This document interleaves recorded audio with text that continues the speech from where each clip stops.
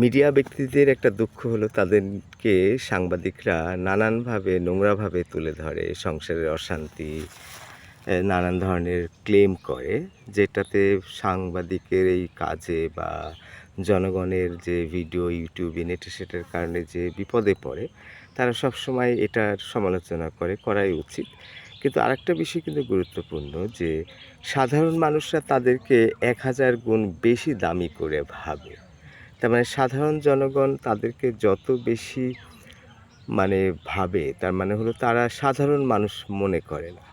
তারা অলৌকিক, অসাধারণ কিছু মনে করে। আসলে সেটাও ঠিক না। তাহলে দর্শকরা যেমন তাদেরকে অনেক গুণ সম্মানিত করছে, তাদের দাম বাড়িয়ে দিচ্ছে, ঠিক একইভাবে সাংবাদিক বা অনেক মিডিয়ার মানুষজন নানান কুৎসা রটনা করে তাদের সমস্যায় করছে।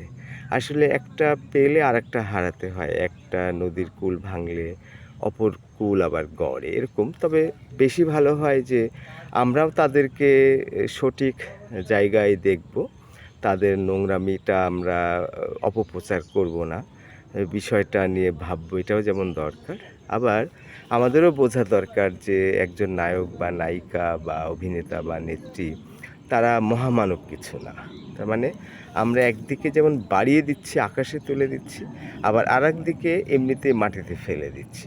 তো এই দ্বৈততা আসলে আছে। তবে যারা সাধারণ, যারা যেমন তেমনই যদি তাদের অবস্থা হয়, তারা আবার এসব বিব্রতকর পরিস্থিতিতে পড়ে না। তার মানে যে যত উপরে উঠছে সেটা যদি ইনফ্লেটেড হয়, যেমন শেয়ার বাজারে একটা আইটেমের, ইনস্ট্রুমেন্টের দাম ৳১০, সেটা ৳১,০০০ হয়ে গেল।